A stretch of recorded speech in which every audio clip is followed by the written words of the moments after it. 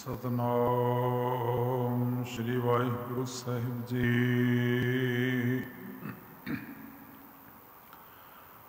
तेरे कवन कवन गुण कह कह गावा, तू साहिब गुणी निधाना। तुमरी महिमा बरन ना सको,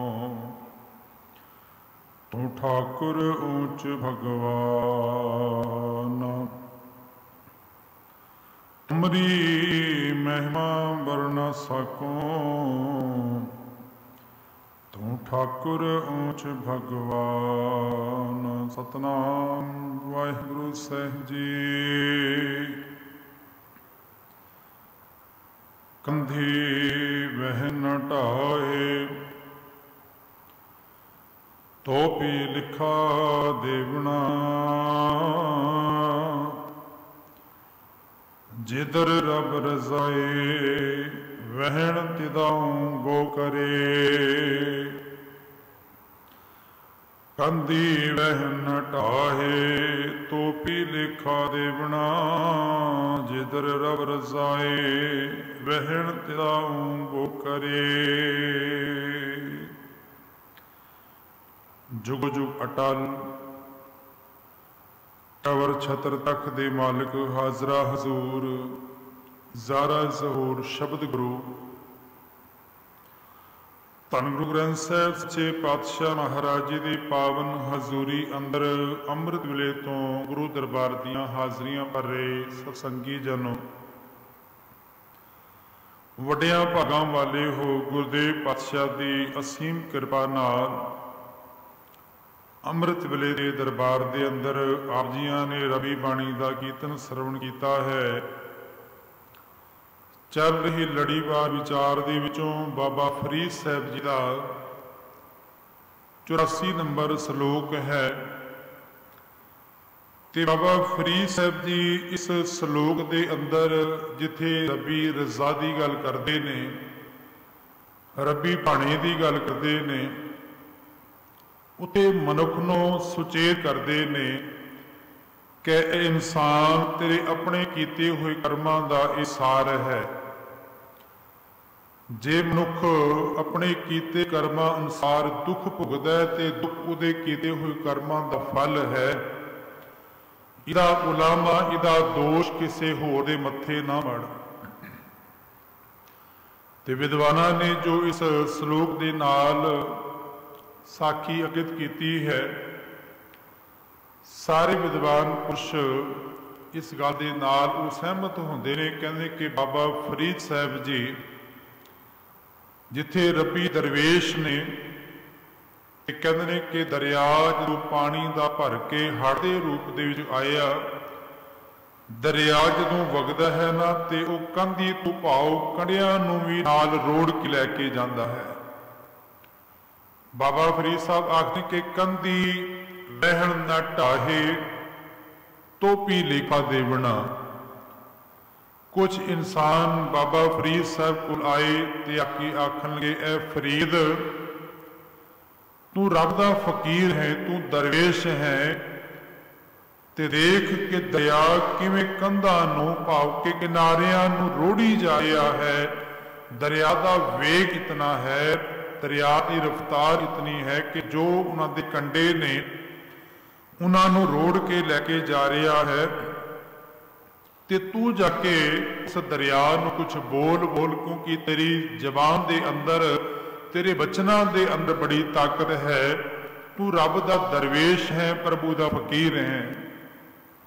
ते बाबा फरीद साहब जी ने फिर इस सलोक के अंदर रहमत की, आखन लगे मानो बाबा फरीद साहब दरिया के कोल खड़े होके सारी मनुखता नूं ये उपदेश देंदे ने। आप ही उन्होंने सवाल ते इस सवाल का जवाब भी दिता। बाबा फरीद साहब आखने कि कंधी वहन न ढाहे, कहने कि यह दरिया इन्हां कंडियां नूं ना रोड़ तो भी लेखा देवना, तेनू भी लेखा देना पेगा। ते अगों बाबा फरीद साहब जी लुकाई नूं समझाने लई आखदे ने, मानो दरिया ने जवाब दिता होए आखन लगे कि जिधर रब रजाए, जिमें रब दी रजा है, वहन तिदाओ गो करे, कहने मेरी अपनी मर्जी नहीं। जिमें मालिक नूं तोरदा है दरिया, कहता कि मैं भी रब दी रजा दे विच, प्रभु दे हुक्म दे विच हां। हुण बाबा फरीद साहब इस श्लोक के अंतरी भाव के अंदर जो समझाना करते ने, आखते ने कि दुखां दे किनारे, दुखां दे हेठ दबिया हुआ इंसान मानो दुखां नूं तरला करदा होए कि मेरे जीवन अंदर इतने दुख आए हुए ने, ये दुखो तुहानूं भी लेखा देना पेगा। पर बाबा फरीद साहब आखते हैं कि इंसान ये दुख आपे नहीं आए, तेरे कीते हुए कर्म करके, जो तू कर्म कीते हुए कर्मा करके आज तेनों ये दुख भोगने पै रहे ने। क्योंकि गुरुदेव आखते हैं कि दुख तदे जा विसर जाए, दुख ताही ने कि परमेश्वर का नाम विसर गया। ते गुरुदेव की पावन बाणी के बचन आते हैं, सतगुर आखते कि दद्दा दोष ना दियो किसै, दोष कर्मा अपने आ, जो मैं किया सो मैं पाया, दोष ना दीजै अवर जना, कि किसी होर नूं अपने किते हुए कर्मां दा दोष ना दे। जो तू इस कर्म रूपी धरती के उपर बीजिया है ना, उसी तरह का फल अंकुरित होना है। जे मनुख कंडे बीजेगा तो फल की आस नहीं कर सकता, किकर का बीज हो के वो अन्न नहीं प्राप्त कर सकता। महाराज आखते ने एक कर्म रूपी धरती है। तो बाबा फरीद साहब आखते ने कि अज इंसान दुखों के हेठ दबिया होया, कदे संसार नूं गिले देता है, कदे निरंकार नूं गिले शिकवे करता है। ते बाबा फरीद साहब आखते ने कि वहन तिदाओ गो करे, जिमें कीते हुए कर्मां अनुसार तेरे मत्थे दे उपर लेख लिखे गए, ते रब दी मर्जी दे नाल अज दुख आके उस जीव नूं घेर लैंदे ने। रब दी रजा है। बाबा फरीद साहब ने इस श्लोक के अंदर दो गल्लां दा जिक्र किया है।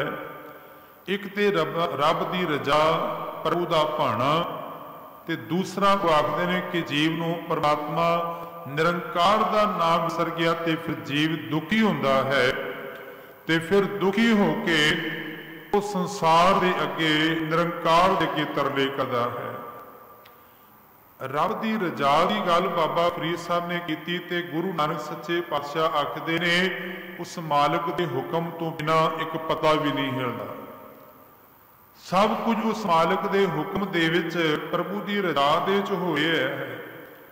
आसा की बात के अंदर गुरु नानक सच्चे पातशाह आखते ने कि भै विच पौण वह सदवाओ, भै विच चलै लख दरियाओ, भै विच अगन कड़ै बेगार, भै विच धरती दबी पा। गुरुदेव आखते हैं कि भावें हवा वग रही है, भावें लखां दरिया चल रहे ने, भावें अगन बेगार कर रही है, सारा कुछ उस मालिक दे प्रभु दे निर्मल भोग दे विच है। कि भै विच पौण वह सदवाओ, भै विच चलै लख दरियाओ, भै विच अगन कड़ै बेगार, भै विच धरती दबी भार, भै विच राजा धर्म द्वार, भै विच सूरज, भै विच चंद, कोह करोड़ी चलत नांत। गुरुदेव आखते कि सूरज और चंद्रमा जो करोड़ों को चलते हैं, जिन्हों का अंत नहीं पै सकता, ये भी उस मालिक के हुक्म अंदर, रजा के अंदर, भाने अंदर चल रहे ने। ते अरदास गुरुदेव पातशाह के चरणों के करन तो पहला सिख एक बेनती करता है कि तू ठाकुर तुम पे अरदास। उन्हां दियां पंक्तियां ने शब्द दियां कि सगल समगरी तुमरै सूत्र धारी। दुनिया के सारे पदार्थ मालिक जी तेरे हुक्म रूपी नेम विच परोए हुए ने, तुम ते होए सो आग्याकारी। जिवें तेरा हुक्म हुंदा, तेरे हुक्म दे अंदर ही इस संसार दे तरह का भंडारण हुंदा है, संसार दे उस तरह का वरतारा वरताया जाता है, इत्थे हुक्म दे विच वरत रहा है। ते गुरुदेव पातशाह आखदे ने कि मालिक दा हुक्म ही है। जपजी साहब की बाणी अंदर गुरु नानक सच्चे पातशाह ने हुक्म की बड़ी बार गल की है। ते गुरुदेव पातशाह जदों सिख बेनती करता है, गुरुदेव पातशाह किवें सच्चार होइए, ते मालिक आखदे कि सच्चार होने लई केवल एको ही विधि है, एको ही जुगती है कि उस मालिक के हुक्म नूं, उहदी रजा नूं खिड़े मथे प्रवान कर ले। पावन बचन तुहानूं सारिआं नूं याद ने। गुरुदेव आखदे ने कि केव सचियारा होई है, केव कूड़े टुटे पाल। सतगुरु आखदे ने कि हुक्म रजाई चलना, नानक लिखिया नाल। उस मालिक दे हुक्म दे अंदर, रजा दे अंदर चलना ते केवल हुक्म तू भाव ये नहीं कि सुख आया ते मालिक दा हुक्म है। जिस दिन दुख की घड़ी आए तो रब नूं गिले शिकवे करी जाइए, नहीं दुख भी हुक्म है, सुख भी हुक्म है। जे तंदुरुस्ती हुक्म है तो अरोगता भी ये हुक्म है मालिक दा। वो भावें किते हुए कर्मां दे सदके तेरे जीवन दे वरतिया है। अज श्लोक अंदर जो बाबा फरीद साहब आखदे ने, हुण संसार की ये सच्चाई गुरुदेव पातशाह ने देखो जपजी साहब की असंख दियां पौड़ियां असीं 3 पढ़ते हैं। गुरुदेव पातशाह ने रहमत की, असंख जप, असंख भाओ, असंख पूजा, असंख तपताओ। बड़े सौखे अर्थ ने इसने कि असंखा ही अगणत ही जपते ने, भाव तो भाव प्रेम करते ने, पूजा तो भाव पूजा करते ने, तक तप ताओ तो भाव तप करते ने, जिहड़ा बड़ा औखा तप करते ने, असंखा ही ने। ते गुरुदेव पातशाह आखदे कि असंख जप, असंख भाव, असंख पूजा, असंख तपताओ। सारे श्लोक अंदर गुरुदेव पौड़ी अंदर आखदे ने अखीर दे विच कि कुदरत कवण कहाँ विचार, वारिया ना जावा एक बार, जो तुद भावै साई भलीका। दाता जो तेनू भांदा है, तेरी कुदरत दा मैं की विचार करा, तेरी ताकत दा मैं की विचार करा। जो तेनू भांदा है वो तेरी रजा दे अंदर ही हो रहा है। ते केवल गुरमुखी ने, क्योंकि इस जप असंख जप की पौड़ी अंदर गुरमुखां दी नाम जपण वालियां दी धरनियां दी गल की गुरुदेव पातशाह ने। पर अगली पौड़ी अंदर गुरुदेव पातशाह उन्हां दी गल करदे ने जिन्होंने संसार के अंदर असी आखते हैं नास्तिक ने, रब तो टुटे हुए ने, कुड़ियार ने। गुरुदेव पातशाह आखते हैं कि असंख मूर्ख अंधकोर, असंख चोर हाम खोर, असंख अमर कर जाए जोर, असंख गड़बड़ हत्या कमाए, असंख पापी पाप कर जाए। ये सारी पौड़ी इस अखीर दे गुरुदेव पातशाह आखते हैं कि कुदरत कवण कहाँ विचार। दाता तेरी कुदरत दा, तेरी ताकत दा मैं की विचार करा, जो तुद भावै साई भलीकार। ये भी तेरा हुक्म ही है, तेरी रजा ही है, ते संसार की ये सजाई है। गुरुदेव पातशाह आखते हैं कि जदों सुख आया असी आखते हैं कि मालिक का शुक्र है, पर जिस वेले दुख की घड़ी आई तो रब नूं गिले शिकवे कर लग जाते हाँ।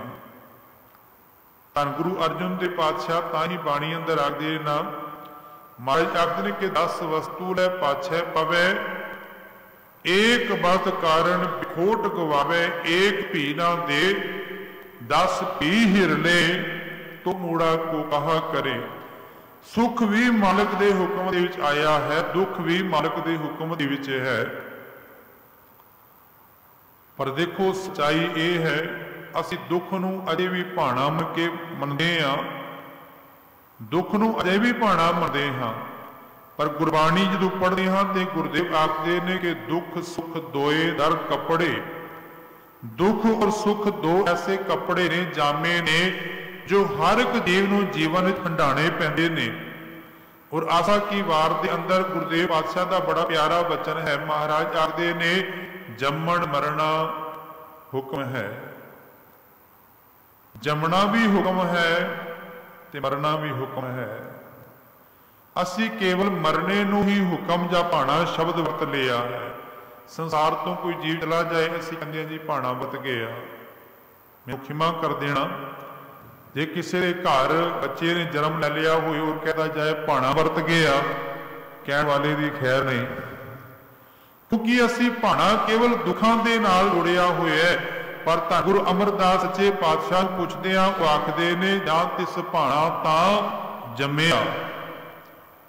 जे मालिक दा भाणा वरत्या ते तां जीव संसार के अंदर जम्मिया, परिवार भला पाया, परिवार भला करके मतलब, पर है वो भाणा ही है।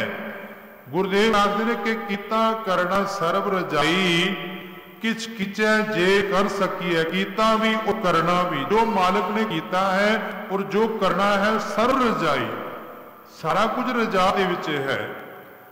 किछ कीचै जे कर सकिए, अपना कीता किछू ना होवे, ज्यों हर भावै त्यों रखिए मेरे हर जियो। सब को तेरा बस असा जोर नहीं, जे किछ कर हम साकें। दाता साडे कोल कोई जोर नहीं है, साडे कोल कोई ताकत नहीं है। जे किछ कर हम साकें, ज्यों भावै तिवें बख्श। जिवें तेनू पांदा है ना तिवें बख्शना कर। अज बाबा फरीद साहब आखदे कि मालिक दे हुक्म दे अंदर ही, रजा दे अंदर ही सारा कुछ होंदा है। धन गुरु अंगद देव सच्चे पातशाह, गुरु नानक सच्चे पातशाह के दर के उपर करतारपुर तकरीबन 7-7.5 साल सेवा की। ते सेवा भी वो की कि करें जो गुरु फरमाया, सिल जोग अलूणी चट्टी है। वो सेवा की। पातशाह आखते ने कि जिहड़ी बड़ी औखी सेवा है, जो गुरु पातशाह ने हुक्म किया सत करके महाराज के बचनों नूं मनिया उन्होंने।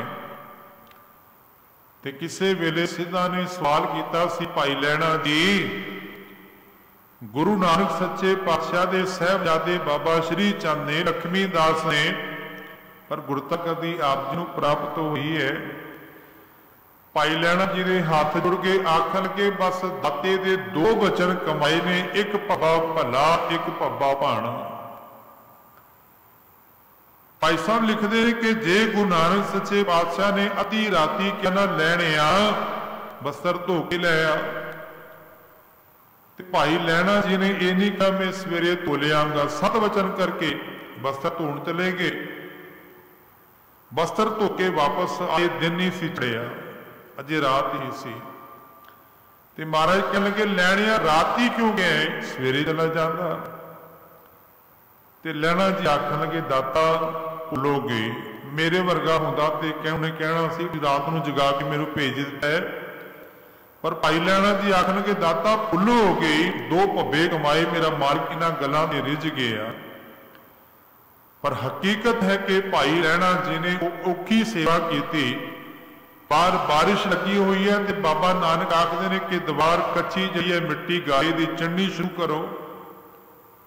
सारिया ने मना करता, पर भाई लैणा जी हुक्म नूं मन के गारा दी रेत दी दीवार नानी शुरू कर दी। जे नाली दे अंदर कटोरा डिग पिया, सारिया ने मना कर दिता। भाई लैणा जी नूं हुक्म होया जाके उस नाले दे विचों कटोरा साफ करके सतगुरु पातशाह दे सामने चरनां दे विच रखिया कि करें जो गुरु फरमाया। जो गुरु ने फरमा दिता वो हुक्म मनिया उन्होंने। ते अगे आखदे ने कि सिल जोग अलूणी चटी है। जिवें अलूणी सिल होंदी है ना, पत्थर तुसीं देखिया होगा, उसनूं जेबा दे नाल चट्टण दे नाल जिहवा भी जड़ी है छिल जाती है। इतनी करड़ी सेवा भाके मालिक दे हुक्म नूं सत करके मनिया। ते भाई लैणा जी जदों गुरु नानक सच्चे पातशाह ने भाई लैण नूं अपना रूप बना के सिक्खी का दूसरा केंद्र खडूर साहब विखे आ गए ने, ते सिक्खी का दूसरा केंद्र जिहड़ा है वह खडूर साहब बनिया। ते भाई लैणा जी जिन्हां दे घर की मर्यादा सत्ता बलवण जी लिखते ने कि लंगर दौलत वंडी है, रस अमृत खीर के आली। जे लोड़वंद आंदा है तो उसनूं दौलत भी दी जाती है, धन भी दिता जाता है। लंगर का भी सोहना प्रबंध जिन्हों पातशाह आखते ने कि लंगर दौलत वंडिया, रस अमृत खीर के आली, घ्यो वाली खीर भाव कि चंगा पकवान चंगे भोजन लंगर तैयार होंदे सन। पर उत्थे नाल ही भाई जीवा जी जो खडूर विच रहिंदे सन ते रोज सतगुरु पातशाह लई खिचड़ी और दही लैके आते सन, रोज लैके आना। एक दिन बड़ा भारी तूफान आया, बड़ी भारी बारिश आई। चूल्हा बालने का यतन करते पर तूफान इतनी जोर की हवा है, चूल्हा बलदा नहीं। उधरों बारिश लगी हुई है। विद्वाना ने कई ढंगों के नाल इसनूं बयान किया, पर हकीकत यह है कि भाई जीवा जी गुरु अंगद देव पातशाह के चरणों के आके बेनती करनगे, दाता अरदास करो ये बारिश बंद हो जाए, ये तूफान जिहड़ा है बंद हो जाए, क्योंकि मेरा चूल्हा नहीं बल रहा, चूल्हा बलेगा तो तां वो खिचड़ी लंगर तैयार होएगा। धन गुरु अंगद देव महाराज आखन लगे, भाई जीवा तेरा चूल्हा जे ना बलिया तो केवल तेरे घर की गल है, तू उस चूल्हे दे नाल खिचड़ी बना के साडे तक पहुंचाएगा, पर जे ये बारिश हो रही है, तूफान आ रहे हैं, मालिक की रजा के अंदर कईयां दे चूल्हे बलणगे। क्योंकि पुराना समा सी, समुद्रां दे जहाज जिहड़े ने वो हवा के आसरे चलिया करते सन। कहने कि ये तूफान जहाज़ां नूं दूसरे कंढियां तक पहुंचाणगे ते जिहड़े कई दिनों तो भुखे ने उन्हां तक अनाज अन्न धन पहुंचेगा। जिहड़ी बारिश पै रही है, जिहड़े जीव जंतु ने जिन्होंने पानी की स्वाती बूंद की आस होती है, वो पानी के उपर निर्भर ने, उन्होंने खाण नूं पीण नूं पानी मिला है। इसलिए जो रब की रजा है वही भली कर है। जे तेरे एक घर का चूल्हा नहीं बलिया तो ना बले, मालिक ने कई घरां दे चूल्हियां का प्रबंध किया है, मालिक की रजा के अंदर रजी रहे। पातशाह ने भाई जीवे नूं समझाया। अज बाबा फरीद साहब आखते हैं कि कंधी महल ना ढाए तो भी लेखा देवना, जिधर रब रजाए। जिवें रब की रजा है, मालिक का हुक्म है, वहन तिदाओ गो करे मैं ते उधर तुरदा हाँ। दया कहने लगा मेरी अपनी मर्जी नहीं, और दुखों की भी अपनी मर्जी नहीं। दुख किसी नूं आके नहीं चिमड़ सकते। जिसने जो कर्म किए ने, कीते हुए कर्म अनुसार दे मत्थे दे पर लेख लिखे गए। क्योंकि बाणी आखदी है कि दुख तदे जां विसर जाए। दुख ते तां ही ने ना जे परमेश्वर का वाहिगुरू का नाम विसर गया। इते अपने कर्म का सार है, निचोड़ है। सतगुरु महाराज की पावन बाणी दे च बचन ने, सतगुर आखदे ने कि जे राज देहे कवन वडाई, जे भीख मंगावे तां क्या घट जाए। दाता जे राज भाग दे दे इस की वड्याई है। तू आपे ही मैनू राज तख्त दे उपर बिठाण वाला, आपे ही वो राजा बना के लोकाई की सेवा दे चलाया हुए। जे भीख मंगावे, जे मेरे को भीख भी मंगवा लेगा तो मेरा की घटन वाला है। तू आपे ही राजा बनाने वाला, तू आपे ही भीख मंगवाने वाला है, ये तेरी रजा है। राजा अपने आप को यह ना सोचे कि यह राज में अपने बल नाल प्राप्त किया है। गुरुदेव आखदे कि राजियां नूं राजा बनाने वाला वो है। एक दाते एक भिखारी जी सब तेरे चोज विडाना, दाता ये तेरे चोज ने। इसलिए राज भाग लिया, उसका हंगार ना कर। जे भीख मंग रहे तो यह जान के वो मालिक जे राजे के अंदर है तो भिखारी के अंदर भी है। जिसनों गुरुदेव आखदे ने कि जोगी अंदर जोगी आ, तू भोगी अंदर भोगी आ, तू सारे अंदर मौजूद है। भगतां दा बड़ा प्यारा वचन है। भगत साहब आखदे ने, कबहू खांड खीर घ्यो ना भावै। कदे ऐसा भी वेला है कि खंड जिहड़ी हुंदी है, खीर घ्यो ना भावै, ये कदे चंगा नहीं सी लगदा। ते कबहू घर टूक मंगावै। कदे ऐसी हालत हो जाती है कि लोगों के बूहे के उपर खड़े होकर रोटी टुकड़े की मुथाजी लई मंगना पैंदा है। कदे घर दे विच दुनिया के सारे पदार्थ बने हुए ने, 36 प्रकार के भोजन ने, पर खाण चित नहीं करता। कबहू खाण खीर घ्यो ना भावै, कबहू घर टूक मंगावै।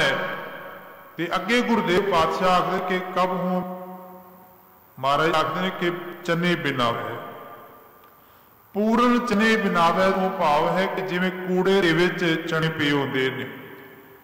कई थावां दे उपर, वैसे मैं इस गल नूं मना करांगा कि लोग जो लंगर बच जाता है ना तो कूड़ेदान के डस्टबिन ही सुट देंदे ने। लंगर की बेदबी है, लोड़वंद नूं दिता जाए जितना। इसे लिए गुरु घर दे च मर्यादा है कि थाल दे अंदर उतना ही लंगर प्रसाद लिया जाए जितना मनुख आप खा सकता है। कई बारी बहुता ले लैंदा फिर खा नहीं सकता, फिर उन्होंने कूड़ेदान सुटना पैंदा है।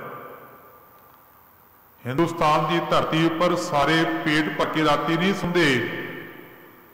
जे मालिक ने भोजन दिता है, लंगर प्रसाद दिता है, तो उतना खा। गुरबाणी ते आखी कि थोड़ा सवै थोड़ा ही खावे। जे बच जाता तो किसी लोड़वंद ले जिसनों खाण नूं कुछ नहीं मिलिया उसकी खुराक लई भोजन दे दिता जाए। पर भगत साहबान आखते हैं कि कबों ऐसा भी समा आता कि पूर चने बिनावे डैशबिन के विचों कूड़ेदान के विचों उन्होंने चने बिन बिन के खाने पैंदे ने। पर पातशाह आखते हैं कि जो राम राख्या त्यों रही है रे भाई, हर की महिमा किस कथन ना जाए। जिवें राम रखदा ना तिवें रहना चाहिए। बाबा फरीद साहब रब दे दरवेश ने, परमात्मा के उपर भरोसा रखने वाले ने बाबा फरीद साहब जी। यह दिल्ली की ही घटना है क्यों दिल्ली का बादशाह का नाम सी बलबन। बलबन की बच्ची जिदा नाम जहीरा बानो के नाल बाबा फरीद साहब जी का ब्याह होया, जिन्हों वो निकाह कहते हैं। निकाह हो गया। बच्ची ने जिद की कि मैं इस दरवेश के नाल ब्याह करना है। बाबा फरीद साहब मन गए। हुण बादशाह की धी है, दुनिया का सारा पदार्थ, दुनिया के साजो समान दाज दे बड़ा खुला दिता। बाबा फरीद रब्बी भगती दे नाल, मालिक के नाम के नाल जुड़ी हुई वो रूह है। घर गए ने। अज प्रथम रात है ना, बाबा फरीद साहब जी जमीन के उपर कपड़ा बिछा के सारी रात प्रभु की भगती दे विच जुड़े रहे। उस खुदा की इबादत के नाल जुड़े गए। सवेर हुई घर तो बाहर चले गए, शाम फिर वापस घर के आए, लंगर प्रसाद शरीर की खुराक लई ते रात को फिर भगती दे विच जुड़ गए। सवेर हुए ते जहीरा बानो बाबा फरीद साहब के चरण पकड़ के आखन लगी कि मेरे गुस्ताखी हुई है, मेरे को कोई गुनाह होया है, तुसी अख भर के मेरे वाल नहीं देखे आ, मैं तुहाडे नाल विआही हुई हाँ। बाबा फरीद साहब ने कहा कि मैं जीवन अंदर फकीरी कमाई है, जे तू चाहती है कि मेरे नाल रवां ते जीवन अंदर तू भी फकीरी कमा, नहीं तो तू बादशाह दी धी है, दरवाजे खुले ने, तू हुणे जा सकती है। वो आखन लगी जिवें तुहाडा हुक्म है, जे तुसी फकीरी कमा रहे हो तो मैं भी जीवन अंदर फकीरी ही कमावांगी। कहने लगे एक गल होर, तेरे पिता ने बड़ा साजो समान दिता है, बड़ा समान उन्हें दिता है, एक काम करके इस सारे समान नो जो लोड़वंद ने उन्होंने च वंड दे, साडे किस काम का। फकीरां नूं इह समान की के जहीरा बानू ने सारा समान दो दाज विच आया सी, लुकाई विच वंड दिता। ते फकीरी कमाई पति का हुक्म मन के, बाबा फरीद साहब का हुक्म मन के, ते बाबा फरीद साहब जी आखदे ने कि कंधी वहन न ढाहे तोपी लिखा देवना, कि दुखों के कंडे दे विच टिकिया हुआ जीव मानो दुखों को सवाल करे कि तुसी मेरे ऊपर ना जुल्म कर रहे हो, मेरे ऊपर दुख घेर घेर के आ रहे ने। वो अगू दुख आखदे ने कि साडी अपनी मर्जी नहीं, वहन तिराओ गो करे, जिवें मालिक का हुक्म है, तेरे कीते हो कर्मा करके ही तेरे जीवन अंदर इतने दुख ने। कुर्बान जावा सतगुरु धन गुरु अर्जुन देव पातशाह महाराज पर, जो मालिक के हुक्म नूं किवें खड़े मथे प्रवान करते ने। तत्ती तवी के उपर बैठा हुए साई मियाँ मीर कहन लगा, सतगुरु हुक्म करो, दिल्ली तो लाहौर तक इट दे नाल इट खड़का दियां। प्रभु अर्जुन देव महाराज आखते हैं कि उलाहनो में काहू न दियो, मन मीठ तुहारो कियो। उत्ते उन्होंने शब्द वरतिया कि तेरा किया मीठा लागे। उदियां पहलियां पंक्तियां ने महाराज आखते कि हर का नाम हृदय नित ध्याई, संगी साथी सगल तराई, गुर मेरे संग सदा है नाले। गुरु मेरे सदा अंग संग है। हुण गुरु किवें अंग संग है साध संगत। महाराज आखदे कि एक दिन ये शरीर भी नहीं रहेगा, पर गुरु का वचन, गुरु का उपदेश, गुरु की सिक्ख्या जिसनों गुरु अर्जन देव आखते ने कि जह महाभ्यान दूत जम दलै तै केवल नाम संग तेरे चलै। गुरु का उपदेश गुरु की सिक्ख्या नाल जाण वाली है। धनासरी राग अंदर गुरु अर्जन देव पातशाह का बचन है, सिमरो सिमर सिमर सुख पावो सास सास संभाले, एह लोक परलोक संग सहाई, जत कत मोहे रखवाले, गुर का बचन बसै जी नाले। इस जिंद दे नाल गुरु का बचन जान वाला है, ये शरीर भी ये धन भी नाल जान वाले नहीं। गुर का बचन बसै जी नाले, जल नहीं डूबे फिर जल डुबा नहीं सकता, तस्कर चोर चुरा नहीं सकता, अगन बिगाड़ नहीं सकती, क्योंकि अगन केवल शरीर तक सीमित है, शरीरों ते साड़ के स्वाह कर देगी, पर गुरु के बचन नूं जो जिंद नाल जान वाला है उन नहीं साड़ सकती। सतगुर आखते हैं कि पाहना साकै जाले, निर्धन को धन, जिवें गरीब नूं धन मिल जाए, अंधले को टिक, अन्ने नूं सहारा मिल जाए, टगोरी मिल जाए, मात दूध जैसे बाले, जे बच्चे नूं मां दा दूध मिल जाए, सागर में बोहित पायो हर नानक, ये संसार रूपी समुद्र दे विच नाम रूपी वो जहाज प्राप्त हो जाता है। सागर में बोहित पायो हर नानक, करी कृपा कृपाले, मेरे मालिक ने एक कृपा की। बाबा फरीद साहब ने रहमत की, आखन के कंधी वह नटाए, वो भी लेखा देवना। अगे आखते हैं कि जिधर रब रजाए, जिमें रब की रजा है, वहन तिदाऊ गो करे, कहने मेरी अपनी मर्जी नहीं, मालिक की मर्जी दे विच, प्रभु के हुक्म दे विच गुरुदेव पातशाह आखते हैं तेन तुरना आ जाए। कि किव सटियारा होई है कि कूड़े टुटे पाल, गुरुदेव आखते कि हुक्म रजाई चरना नानक, लिखिया नाल गुरुदेव पातशाह कृपा करन, पावन बचन हृदय वस जान, बुलदियां बेअंत भुला गुरु